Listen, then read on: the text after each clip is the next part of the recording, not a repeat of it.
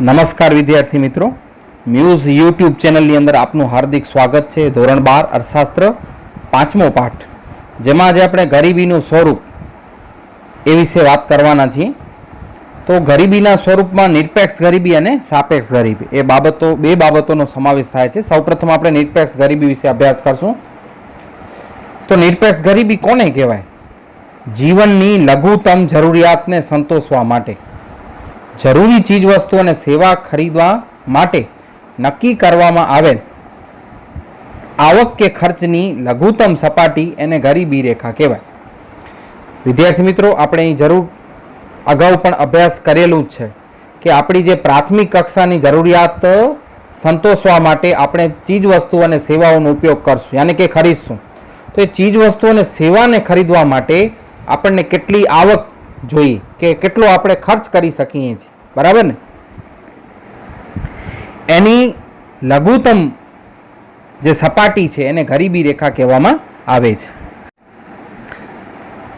આ ગરીબી રેખાથી ઓછી આવક કે ખર્ચ ધરાવતો વર્ગ નિરપેક્ષ ગરીબ કહેવાય. વિદ્યાર્થી મિત્રો, આપણે એક નાનકડું ઉદાહરણ લઈએ કે અહીં 150 રૂપિયા જે છે એ રોજની આવક નક્કી કરવામાં આવી છે, બરાબર ને?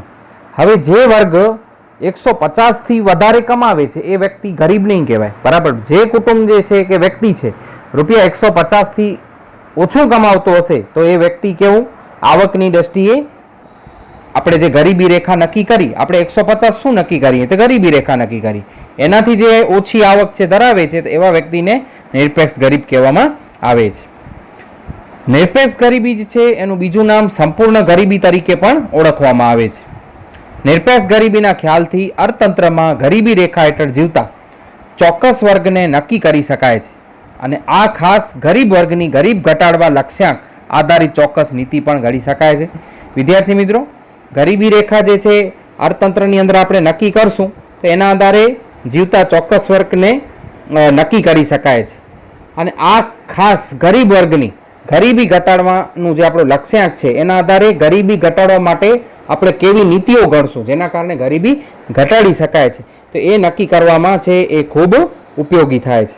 તો વિદ્યાર્થીઓ, આપને ખ્યાલ આવી ગયો હશે કે ગરીબી રેખા કોને કહેવાય, યાની કે નિરપેક્ષ ગરીબી કોને કહેશું? તો જે જીવનની લઘુત્તમ જરૂરિયાત સંતોષવા માટે ચીજ વસ્તુ અને સેવા ખરીદવા માટે નક્કી કરવામાં આવેલી જે આવક કે ખર્ચની લઘુત્તમ સપાટી છે એટલો પણ એ આવક કે ખર્ચ કરી શકતો નથી, તો એવા વ્યક્તિને આપણે નિરપેક્ષ ગરીબ કહેવામાં આવશું. અને નિરપેક્ષ ગરીબીના ખ્યાલથી અર્થતંત્રમાં ગરીબી હેઠળ જીવતા ચોક્કસ વર્ગને આપણે જે નક્કી કરી શકાય છે અને આ ખાસ ગરીબ વર્ગની ગરીબ ઘટાડવા લક્ષ્યાંક આધારિત ચોક્કસ નીતિઓ પણ ઘડી શકશું. હવે આપણે ગરીબી રેખા વિશે થોડી વાત કરીએ. ગરીબી રેખા વિશે વાત કરીએ આપણે તો ગરીબીના નિરપેક્ષ સ્તરનો અંદાજ મેળવવા અનાજ, દાળ, દૂધ, માખણ વગેરેનું લઘુત્તમ ભૌતિક પ્રમાણ કે જીવન નિર્વાહ માટે જરૂરી છે, બરાબર? આ બધી પ્રાથમિક જરૂરિયાતો છે. એને પ્રાપ્ત કરવા માટે, યાની કે અનાજ, દાળ, દૂધ, માખણ એને પ્રાપ્ત કરવા માટે લઘુત્તમ માથાદીઠ વપરાશી ખર્ચ ગરીબી રેખા છે, બરાબર? આ લઘુત્તમ માથાદીઠ વપરાશી ખર્ચ યાની કે ગરીબી રેખા નક્કી કરવા આયોજનની શરૂઆતની અંદર એક સંસ્થા છે, Indian council of medical research દ્વારા ગ્રામ્ય ક્ષેત્રો માટે વ્યક્તિ દીઠ દૈનિક કેટલી 2400 કેલરી અને શહેરી ક્ષેત્રો માટે દૈનિક 2100 કેલરી નક્કી કરવામાં આવી. યાની કે માથાદીઠ આપણે એમ જોઈએ ગરીબી રેખા નક્કી કરવામાં ગામડામાં રહેતો જો વ્યક્તિ છે એને 2400 કેલરી મળતી હોય અને શહેરમાં જે વ્યક્તિ છે એને દૈનિક 2100 કેલરી મળતી હોય, યાને કે એટલી આવક કે ખર્ચ કરી શકતા હોય તો એ ગરીબ નથી, બરાબર? અને આ જે પદ્ધતિ હતી એને આયોજન પંચ દ્વારા 1969ની અંદર મંજૂર કરવામાં આવી. હવે આપણે 1960-61ની કિંમતને આધાર વર્ષ તરીકે લઈ અને માથાદીઠ માસિક રૂપિયા 20 નક્કી કરવામાં આવી. 1960 અને 61ના વર્ષની અંદર માથાદીઠ માસિક રૂપિયા કેટલા 20 નક્કી કરવામાં આવી. દાંડેડકર અને રથે આ કાર્ય પદ્ધતિના આધારે, બરાબર, બંને અર્થશાસ્ત્રી હતા, અને આ કાર્ય પદ્ધતિના આધારે ગ્રામ્ય ક્ષેત્ર માટે 1960-61ની આધાર કિંમતે માથાદીઠ માસિક કેટલા રૂપિયા 15 અને શહેરી ક્ષેત્રો માટે માથાદીઠ માસિક કેટલા રૂપિયા 22.5 છે એ નક્કી કર્યા. ત્યારબાદ છે આયોજન પંચ દ્વારા પ્રોફેસર ડીટી લાકડાવાળાની અધ્યક્ષતાની અંદર એક નક્કી કરાયેલી તજજ્ઞની સમિતિ હતી એણે વર્ષ 1993 માટે 73-74ની આધાર કિંમતે ગ્રામીણ ક્ષેત્રો માટે માથાદીઠ માસિક રૂપિયા 49 અને શહેરી ક્ષેત્રો માટે માથાદીઠ માસિક રૂપિયા 57 જે છે વપરાશી ખર્ચનો અંદાજ મૂક્યો. વિદ્યાર્થી મિત્રો, આ બધા જે છે 20 રૂપિયા, 15, 22 પોઈન્ટ, આ બધા એક અંદાજ છે કે આટલું વ્યક્તિ ખર્ચ કે આવક કરી શકતો હોય તો એ વ્યક્તિ ગરીબ છે નહીં. પરંતુ અહીં થોડી એની મર્યાદાઓ પણ છે જોવા મળી રહી છે.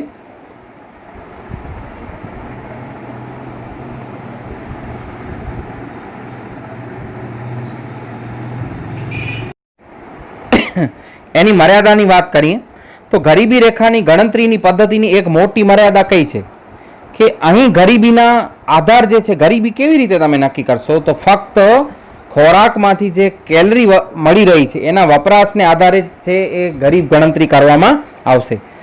પરંતુ ગરીબી એક આર્થિક પરિસ્થિતિ છે અને ભૂખ છે એ શારીરિક પરિસ્થિતિ છે. આથી ગરીબી રેખા માત્ર ભૂખમરાની રેખા બનીને રહી જાય છે.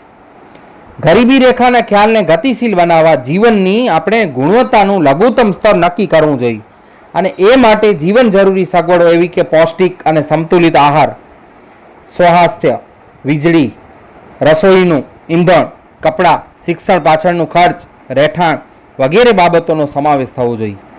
આ સંદર્ભમાં ગરીબી માપનની પદ્ધતિની પુનઃરચના કરવા પ્રોફેસર સુરેશ તેંડુલકરમાં એક અધ્યક્ષવાળી સમિતિ મળી, એમના અધ્યક્ષતાવાળી એક સમિતિ મળી અને એણે એક અહેવાલ 2009ની અંદર સરકારને સોંપ્યો અને સમિતિએ ગરીબી રેખાને નક્કી કરવા નવી કાર્ય પદ્ધતિ નક્કી કરી, જેમાં કેલરીના વપરાશ માટે જરૂરી ખર્ચો પણ કરે, ઉપરાંત શિક્ષણ અને સ્વાસ્થ્ય માટેના ખર્ચનો પણ એમાં સમાવેશ કરવામાં આવે. આ નવી પદ્ધતિ મુજબ વર્ષ 2011 અને 12 માટે માસિક માથાદીઠ વપરાશી ખર્ચ બરાબર ગામડા માટે રૂપિયા 816 નક્કી કર્યો અને શહેર માટે 1000 રૂપિયા ગરીબી રેખા યાની કે 1000 રૂપિયા જે છે એટલો ખર્ચો કરી શકતો હોય બરાબર તે ગરીબી રેખા તરીકે નક્કી કરવામાં આવી. યાની કે 1000થી ઉપર ખર્ચ કરી શકે છે શહેરી ક્ષેત્રનો વ્યક્તિ તે ગરીબ નથી. એવી રીતે ગામડાનો વ્યક્તિ 816 કે એનાથી વધુ કરી શકે છે તો ગરીબ નથી. 816થી નીચે 1000થી નીચે હોય તો આપણે એને ગરીબ તરીકે છે એ ગણવાની ફરજ પડશે. એવી જ રીતે આંતરરાષ્ટ્રીય સ્તરે નિરપેક્ષ ગરીબી નક્કી કરવા ગરીબી રેખા સામાન્ય રીતે કોઈ એક વર્ષ દરમિયાન સરેરાશ એક પુખ્ત વયનો વ્યક્તિ હોય એના દ્વારા વપરાશમાં લેવાતા બધા જ જરૂરી સંસાધન માટેના ખર્ચ દ્વારા નક્કી કરવામાં આવે છે. બરાબર ને વિદ્યાર્થીઓ? આંતરરાષ્ટ્રીય નિરપેક્ષ ગરીબીનો માપદંડ કઈ રીતે નક્કી થાય? તો એક વર્ષનો સમયગાળો કોણ કે પુખ્ત વયના જે સરાસરી જે બધા જ લોકો પુખ્ત વયના વ્યક્તિ છે એ લોકો વપરાશમાં લેવાતા બધા જ જરૂરી સંસાધનો માટેના ખર્ચ દ્વારા છે નક્કી કરશું. અને આંતરરાષ્ટ્રીય સ્તરે બરાબર ને ગરીબી રેખાનું નિર્ધારણ વિશ્વ બેંક દ્વારા વર્ષ 2005માં સમખરીદ શક્તિના આધારે જે વ્યક્તિ દૈનિક આવક $1.25 નક્કી કરી અને વર્ષ 90 માટે $1 હતી, 2015માં તે દૈનિક $1.90 નક્કી કરવામાં આવી. યાની કે 2005ની અંદર 1.25, 1990માં $1 કમાવી શકતો હોય એ 2015ની અંદર $1.90 નક્કી કરવામાં આવી. આંતરરાષ્ટ્રીય ગરીબી રેખાની મદદથી જુદા જુદા દેશોમાં એક જ માપદંડ વડે નિરપેક્ષ ગરીબીની તુલના છે એ કરી શકાય છે. બરાબર? તો અહીં ઇન્ટરનેશનલ આંતરરાષ્ટ્રીય ગરીબ બરાબર નિરપેક્ષ ગરીબ તો સમખરીદ શક્તિના સિદ્ધાંતને આધારે વિશ્વ બેંકે જે છે સૌ પ્રથમ 2005ની અંદર દૈનિક $1.25 જે કમાવી શકે છે અને કેટલો ખર્ચો કરી શકે છે તો એ ગરીબ નથી. 1990 માટે $1 હતી, 2015માં તે દૈનિક આવક કેટલી $1.90 નક્કી કરવામાં આવી. બરાબર? અને આંતરરાષ્ટ્રીય ગરીબી રેખાની મદદથી જુદા જુદા દેશોમાં એક જ માપદંડ વડે નિરપેક્ષ ગરીબીની તુલના કરી શકાય છે. ત્યાર પછીનો આપણે પોઈન્ટ જોઈએ કે ભારતમાં નિરપેક્ષ ગરીબીનું પ્રમાણ. તો નેશનલ સેમ્પલ સર્વે ઓર્ગેનાઇઝેશન છે NSSO એણે 68માં રાઉન્ડ એટલે કે 2011માં સંયુક્ત કુટુંબ દીઠ ખર્ચના આંકડાનો ઉપયોગ કરતા તેંડુલકર સમિતિના અંદાજ મુજબ ભારતમાં વર્ષ 2004-05માં નિરપેક્ષ ગરીબીનું પ્રમાણ 37.2% હતું. કયા વર્ષમાં? 2004 અને 5ની અંદર. બરાબર? જે વર્ષ 2011-12માં ઘટીને 21.9% થયો. તો અહીં આપ જોઈ પણ શકો છો વિદ્યાર્થી મિત્રો, આ જે કોઠો છે એ આલેખમાં પૂછાઈ શકે છે, પાસ પાસેના સ્તંભ આકૃતિની અંદર પૂછાઈ શકે છે. ભારતમાં ગરીબીની ટકાવારી પ્રમાણ તો તમે અહીં જોઈ શકો છો ગ્રામીણ ક્ષેત્ર 2004-05માં 2011-12માં, બરાબર. તો શહેરી ક્ષેત્ર છે એવી રીતે ભારતની ટોટલ જે વસ્તી છે એની પણ ગણતરી કરી છે. આ જે આંકડાકીય માહિતી છે આર્થિક સર્વે કરવામાં આવ્યો 2015-16 ત્યાંથી જે છે આ બધી માહિતી લેવામાં આવી છે. ગામડાના ક્ષેત્રે ગરીબીનું પ્રમાણ વર્ષ 2004-5માં 41.8% હતું. તે વર્ષ 2011-12માં ઘટીને 25.7% થયું. શહેરી ક્ષેત્રે વર્ષ 2004-5માં ગરીબીનું પ્રમાણ 25.7% હતો, એ ઘટીને વર્ષ 2011-12માં 13.7% થયું. બરાબર. તો આપને વિદ્યાર્થીઓ આ વાત બરાબર અહીં સમજાઈ હશે. એના પછીનો આપણે પોઈન્ટ જોઈએ. ભારતમાં અહીં આપણે નિરપેક્ષ ગરીબીનું પ્રમાણ કેટલું છે એના વિશે વાત કરીએ તો ભારતના વિભિન્ન રાજ્યોના સંદર્ભમાં જોઈએ. અલગ અલગ રાજ્યોના આયોજન પંચે 2011-12ના અંદાજો હતા, એના આધારે રાજ્યવાર ગરીબીનું પ્રમાણ નીચે મુજબ જોવા મળ્યું. કોષ્ટક અહીં જોઈ શકો છો કે 2011-12માં રાજ્યવાર નિરપેક્ષ ગરીબીનું પ્રમાણ, બરાબર. ગરીબી હેઠળ વસ્તીની ટકાવારી 10%થી ઓછી તો એવા રાજ્યો કયા? ગોવા, કેરળ, હિમાચલ પ્રદેશ, સિક્કિમ, પંજાબ અને આંધ્રપ્રદેશ. 10%થી 20%ની વચ્ચે જમ્મુ કાશ્મીર, હરિયાણા, તમિલનાડુ, ગુજરાત, રાજસ્થાન, મહારાષ્ટ્ર, ત્રિપુરા, નાગાલેન્ડ અને મેઘાલય. 20થી 30%ની વચ્ચે કયા રાજ્ય? પશ્ચિમ બંગાળ, મિઝોરમ, કર્ણાટક અને ઉત્તર પ્રદેશ. 30થી 40%ની વચ્ચે મધ્યપ્રદેશ, અસમ, ઓડિશા, બિહાર, અરુણાચલ પ્રદેશ, મણિપુર, ઝારખંડ અને છત્તીસગઢ રાજ્યો જે છે, બરાબર. આ બધી આંકડાકીય માહિતી છે એ પણ આર્થિક સર્વે 2015-16 થયો એનામાંથી લેવામાં આવી છે, બરાબર. તો આપણે આ વિશે થોડી માહિતી પણ હવે સમજ. ઉપર દર્શાવેલી માહિતી અનુસાર 10%થી ઓછી ગરીબી ધરાવતા રાજ્ય કયા? તો આપણે હમણાં ચર્ચા કરી ગોવા, કેરળ, હિમાચલ પ્રદેશ, સિક્કિમ, પંજાબ, આંધ્રપ્રદેશનો સમાવેશ થાય છે. જમ્મુ કાશ્મીર છે, હરિયાણા, તમિલનાડુ, ગુજરાત, રાજસ્થાન, મહારાષ્ટ્ર, ત્રિપુરા, નાગાલેન્ડ, મેઘાલય રાજ્યમાં 10%થી 20% ગરીબીનું પ્રમાણ છે. જ્યારે પશ્ચિમ બંગાળ, મિઝોરમ, કર્ણાટક, ઉત્તર પ્રદેશની અંદર 20થી 30% જેટલું પ્રમાણ છે. મધ્યપ્રદેશ, અસમ, બિહાર, ઓડિશા, ઝારખંડ, છત્તીસગઢ, અરુણાચલ પ્રદેશમાં પ્રમાણમાં વધુ એટલે કે 30થી 40% ગરીબી જોવા મળી હતી. વર્ષ 2013માં પ્રકાશિત થયેલ વાર્ષિક અહેવાલ મુજબ ભારતના વિભિન્ન રાજ્યોમાં સૌથી ઓછી ગરીબી 5.09% સાથે ગોવા રાજ્ય હતું અને સૌથી વધુ ગરીબીનું પ્રમાણ 39.93% સાથે છત્તીસગઢ રાજ્ય જે હતું, બરાબર. તો આપણને આ માહિતી જે છે વિકલ્પ 1-2 વાક્યવાળા પ્રશ્નો છે એની અંદર ખૂબ ઉપયોગી થશે. હવે વિદ્યાર્થી મિત્રો બીજો ભાગ ગરીબીનો, સાપેક્ષ ગરીબી.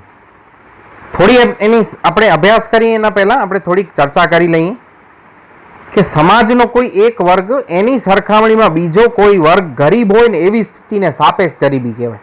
વાસ્તવમાં આ લોકો ગરીબ નથી હોતા. ઉદાહરણ આપું એક તમને કે એક વ્યક્તિ મહિનાના ₹1,00,000 કમાવે છે અને બીજો વ્યક્તિ 99,000 કમાવે છે, તો 1 લાખની સરખામણીએ 99,000 વાળો સાપેક્ષ ગરીબ કહેવાશે. બસ તો આપણે આના વિશે અભ્યાસ કરવાનું છે. વધારે પડતી સાપેક્ષ ગરીબી જે છે એ વિકાસશીલ દેશો, ભારત, શ્રીલંકા એવા દેશોની અંદર નથી જોવા મળતી, બરાબર. સાપેક્ષ ગરીબી જે છે અમેરિકા, જાપાન, ફ્રાન્સ, ઇટાલી જે વિકસિત રાષ્ટ્રો છે એની અંદર આ પ્રમાણ જોવા મળે છે. તો આપણે એની ચર્ચા કરીએ પ્રશ્નની કે નિરપેક્ષ ગરીબીના ખ્યાલમાં પાયાની લઘુત્તમ જરૂરિયાત સંતોષવા માટે જરૂરી લઘુત્તમ વપરાશી ખર્ચને ધ્યાનમાં લેવાય છે, બરાબર. ખ્યાલ આવી ગયું? શેને આપણે ધ્યાનમાં લેશું? પાયાની લઘુત્તમ જરૂરિયાતને સંતોષવા માટે જરૂરી લઘુત્તમ વપરાશી ખર્ચ છે એને ધ્યાનમાં લેવામાં આવે છે. પરંતુ સાપેક્ષ ગરીબીના ખ્યાલમાં સમાજમાં વસતા જુદા જુદા વર્ગો વચ્ચે થતી આવકની અસમાન વહેંચણીને ધ્યાનમાં લેવામાં આવે છે. સામાન્ય રીતે દરેક અર્થતંત્રમાં આવકની વહેંચણીમાં અસમાનતા જોવા મળે છે. ત્યારે ઓછી આવકવાળો વર્ગ વધુ આવકવાળા વર્ગની તુલનાએ સાપેક્ષ ગરીબ કહેવાય છે, બરાબર. જેની આપણે હમણાં ચર્ચા કરી એની વ્યાખ્યા, બરાબર, કે ઓછી આવકવાળો વર્ગ વધુ આવકવાળા વર્ગની તુલનાએ સાપેક્ષ ગરીબ કહેવાય છે. સાપેક્ષ ગરીબીના અભ્યાસ માટે સમાજના લોકોને જુદા જુદા આવક જૂથોમાં વિભાજિત કરવામાં આવે અને આવકની વહેંચણીની અસમાનતાના સંદર્ભમાં એનો અભ્યાસ કરવામાં આવશે. સાપેક્ષ ગરીબીમાં સમાજના જે જુદા જુદા આવક જૂથોના આવક સ્તરમાં તફાવતની કક્ષા દર્શાવે છે. કોઈક છે 40,000 કમાવે છે તો 45,000 કમાવે છે, 50,000. આ એક એવા આવકના સ્તરો છે એ એની તફાવતની કક્ષા દર્શાવે છે. ભારત માટે પણ હવે એવી દલીલ કરવામાં આવે છે કે ઝડપથી વિકસતા રાષ્ટ્ર તરીકે ગરીબીનો અભ્યાસ ગરીબી રેખાને બદલે સાપેક્ષ ગરીબી અથવા આવકની અસમાન વહેંચણીના સંદર્ભની અંદર થવું જોઈએ.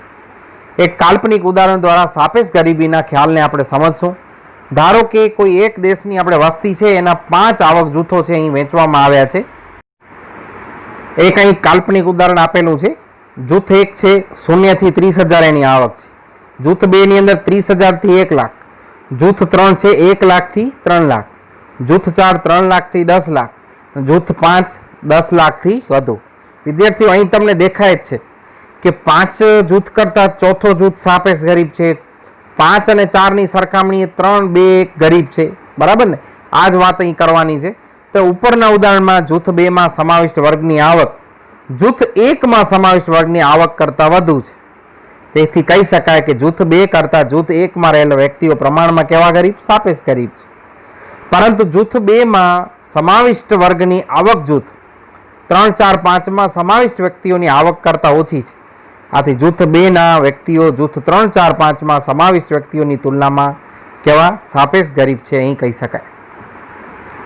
સાપેક્ષ ગરીબી કે આવકની અસમાનતા માપવા માટે સામાન્ય રીતે આવક જૂથોની રચના છે, લોરેન્જ વક્ર, ગીની ગુણોત્તર જેવી પદ્ધતિનો ઉપયોગ થાય છે. બરાબર? આ પણ વિદ્યાર્થી મિત્રો એક ગુણની અંદર આ પ્રશ્નો પૂછાઈ શકે છે કે સાપેક્ષ ગરીબી માપવા માટે આવક કેવી રીતે માપવામાં આવે છે, અસમાનતા જે છે માપવા માટે સામાન્ય રીતે કઈ પદ્ધતિનો ઉપયોગ થાય છે. તો આવક જૂથોની રચના, લોરેન્જ વક્ર છે, ગીની ગુણોત્તર છે, એ પદ્ધતિઓનો જે છે ઉપયોગ કરવામાં આવે છે.